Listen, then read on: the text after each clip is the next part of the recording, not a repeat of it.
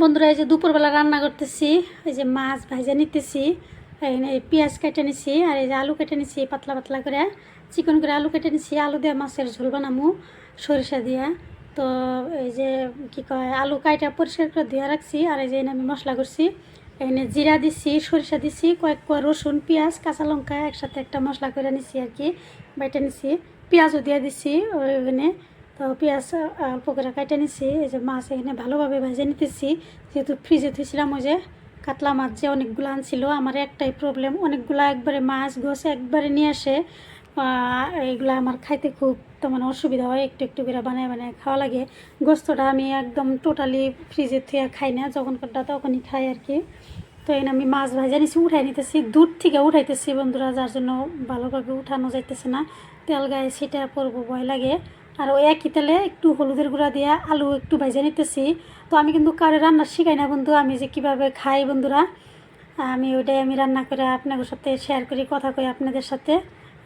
অনেক সুন্দর সুন্দর রাঁধুনি আছে রান্না করে, আমারটা একদম তো মানে নর্মাল রান্না, যে কেউ পারে।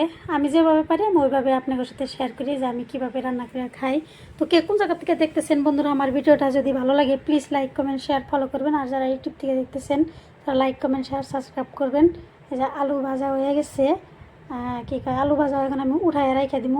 বেশি কড়া করে ভাজি নাই, যেহেতু এটা তরকারি রান্না করবো তাই। এখন আমি আলু ভাজা উঠাই রাইখা ওই তেলে আর একটু তেল দিয়ে ওইখানে আমি পেঁয়াজ দিয়ে দিছি।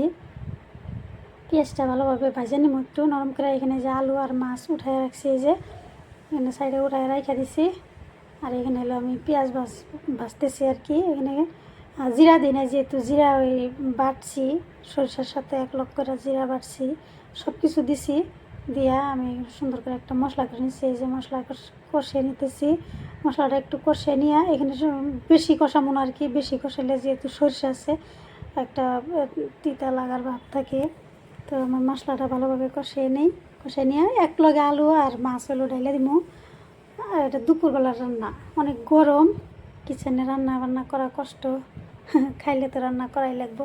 তো যে আমার মশলা দেখেন কষানো হয়ে গেছে, একদম কড়া করে কষাই নেই আর কি, কড়া করে কষিয়ে নিলে একটু অসুবিধা। তো এইটার মধ্যে এখন আমি আলু আর এলো কী কয় মাছ ডাইলে দিয়ে একটু টাইম কষাই নিমু, 4-5 মিনিট কষাই নিয়ে তারপরে জল দিয়ে দিব। এখন আমি একদম জালটা কমাইয়ে দিচ্ছি, একদম কমাইয়ে দিয়ে তারপরে এলো কষাইতেছি, যেন মশলাটা একটু মাছ আলুর ভিতরে ঢোকে আর কি। হয়ে গেছে আমার কষানো, এখন হলো আমি ঝোল দিয়ে দিব আর কি।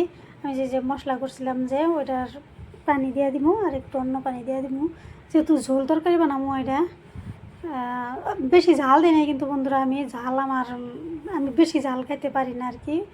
বেশি ঝাল আমি একদম পছন্দ করি না, মিডিয়াম মতো ঝাল। ঝাল লাগলে যে কেমন লাগে, এই যে ঝোল দিয়ে দিচ্ছি আমি কি কয়, শুকনো মরিচের গুঁড়ো তো খাই না, কাঁচা লঙ্কা ওটার সাথে বাইটে দিচ্ছি আর কি, সরষের সাথে কাঁচা মরিচ একলগে বাইটে দিচ্ছি। এই যে আমার তরকারি ফুটে গেছে। তো আপনারা কী দিয়ে ভাত খেলেন বন্ধুরা দুপুরবেলায় আমারে কইেন। এই যে আমার তরকারি হয়ে গেছে, দেখেন এই যে তরকারি সুন্দর হয়েছে কালার। খাইতে কিন্তু অবশ্যই ভালো লাগছিল, আসলেই ভালো লাগছিল খাইতে, মিছা কথা না, ভিডিওর জন্য না। আমার কাছে আলুর ঝোল ভালো লাগে খাইতে আর কি। মিষ্টার বেশি পছন্দ করে না, আলু দিয়ে মাছের ঝোল কিন্তু আমার অনেক পছন্দ। এই যে এটা দুপুরবেলা আমি এটাতে অনেক তৃপ্তি করে ভাত খেয়েছি বন্ধুরা, খুব ভালো লাগছে। একটা আল্লাহর নিয়ামত হয়েছিল বন্ধুরা, খুব হুয়াত করে ভাত খেয়েছি।